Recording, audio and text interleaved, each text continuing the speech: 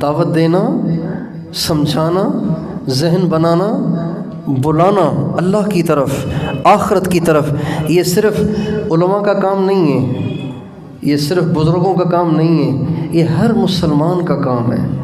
جس نے کلمہ پڑھا ہے اس کا یہ کام ہے کہ وہ خود بھی دین پر چلے اور ان کو بھی دعوت دے، خود بھی اللہ کے راستے پہ آئے اور ان کو بھی اللہ کے راستے پہ لائے۔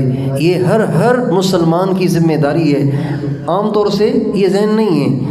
جو سبزی بیچ رہا ہے نا باہر ٹھیلے پہ، وہ کہتا ہے میں تو غریب آدمی ہوں، سبزی بیچتا ہوں، میں کیسے کسی کو دعوت دوں گا؟ دعوت تو دیں گے مولانا صاحب، بڑے اللہ والے، کوئی بزرگ دعوت دیں گے، ہم تو گرے پڑے لوگ، ہمیں تو دعوت، ہم کیسے دعوت دیں گے؟ نہیں، ہر مسلمان کی ذمہ داری ہے،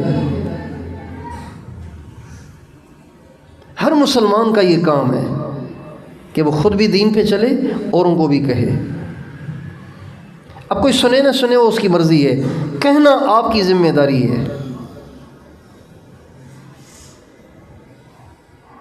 اللہ تعالیٰ امت مسلمہ کو مخاطب کر کے فرماتے ہیں کنتم خیر امت اخرجت للناس تأمرون بالمعروف وتنہون عن المنکر، تم سب سے بھلی امت ہو اس لیے کہ تمہیں لوگوں کی نفع رسانی کے لیے نکالا گیا ہے، تم نیکی کا حکم کرتے ہو، برائی سے منع کرتے ہو۔ یہ اس امت کی خصوصیت ہے، پچھلی امتوں کا کام نہیں تھا یہ۔ پچھلی امتوں نے اوروں کو دعوت نہیں دینی ہوتی تھی، پچھلی امتوں نے اپنی نیکیاں کرنی ہوتی تھی۔